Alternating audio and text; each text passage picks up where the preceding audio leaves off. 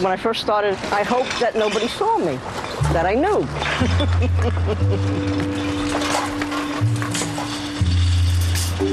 Hey, how you doing? In this area, there's a lot of young people with good jobs. They're the guys with the money. They say one man's trash is another man's treasure, but a new documentary follows New Yorkers who are cashing in on actual trash to survive. We've all seen it on the side of a soda bottle, a 5-cent cash refund, or if you're lucky, a dime in Michigan. It doesn't seem like much. Most of us toss it into recycling without thinking twice. But there are growing communities of people who survive by redeeming bottles and cans. They're called canners, and often that 5 cents is the difference between eating and going hungry. The canners are the focus of the Oscar-nominated documentary short Redemption, which airs later this year on HBO. Joining us now are the filmmakers Matthew O'Neill and John Alpert. First, I want to say congrats, guys, on the Oscar nod. Thank you. We appreciate it. So, Matthew, what was your goal here with this documentary? What did you set out to do? We set out to learn about our friends and neighbors who live in New York City. You know, if you live in New York, you've seen the men and women who are all around our city collecting bottles and cans. We see them every day. Our offices are down in Chinatown. And one day we were meeting with Sheila Nevins, the president of HBO Documentaries, and she came up and she said, you know, I just saw this person going through the trash. And what are they like? What are their lives like? Is there a film here? Do you guys think there's a film? And that's what set us off to try to discover what's going on. We'll leave it to Sheila. Sheila's a genius. I know Sheila. She's great at that kind of editorial eye. Well, speaking of who are these people, how do they live, let's actually take another look at another clip from the film.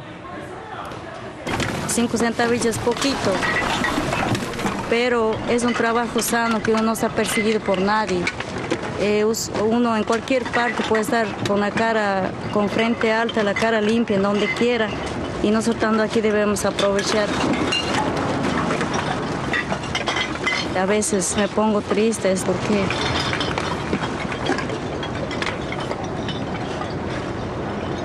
quiero tener un apartamento grande para tener aquí.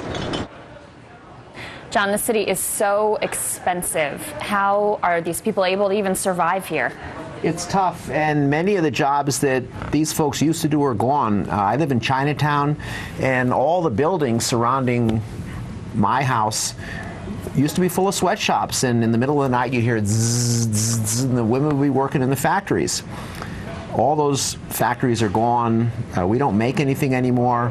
And unfortunately, if you want to be in New York City, sometimes the only way you can stay here is to go through the garbage. And there's more and more people every day. Coming up here in this weather, everybody's saying, oh, the storm, we all have to go home. The canners aren't going home. They're out in the streets right now. You know, Matthew, I don't think this is maybe a phenomenon just limited to New York City, though. It probably says something about the high cost of living here. But you know, when I've been in like rural Maine, for instance, one thing I've noticed for the last few years is there seems to be a proliferation of these, you know, bottle redemption centers, and not like big, you know, sort of glitzy bottle redemption centers, like out of people's backyards. They open these things up. They offer like 6 cents a can in these small rural towns. I've been noticing that. Can you explain maybe the economics of sort of this industry, the bottle redemption industry, you know, not just the people themselves who are picking up the cans on the street, but maybe the next step up, these redemption centers. How do they make money? Is there much money in that for people? Yeah, you're absolutely right. There's more and more people doing this all around the country. We've been filming a lot in Oklahoma, and there's bottle and can collectors in Oklahoma. We came out of a screening at the Academy of Motion Picture Arts and Sciences last week, and as soon as we walked out of this fancy Oscar screening, who was walking right down the street, but a man who has a big cart full of bottles and cans. And the way it works is that nickel follows the bottle all the way from the time that the soda is actually put into a can or the beer is put into a can. And each time when the distributor buys the nickel, they pay it to the bottler. When the bodega buys from the distributor, they pay it to the distributor. When you buy your Coke or whatever, you pay that nickel to the bodega, and that's usually where that nickel disappears. And that's where the men and women in our film pick it up. And then these redemption centers buy back those cans. And there's actually an incentive. I think in New York State it's another 3 cents that they'll get from the bottlers when they eventually put it all back. And now the actual metal in those cans is even worth money. And you had people breaking in to some of the redemption centers in New York City to steal the metal. Well, and I was reading actually on the New York State DEC website today, anyone can open a redemption center in New York and at no cost, and people can read more about that online. But are there enough redemption centers in New York City? There aren't, and many of them were destroyed by Hurricane Sandy. It's forced many of the canners to become homeless. They're really suffering right now. It's tough, and there are many people who are just an inch away from homelessness who depend on canning to survive. Well, Matthew O'Neill, John Alpert, thanks very much for joining us. Our pleasure. Thanks for having us. Up next, as we saw yesterday during our hour, drones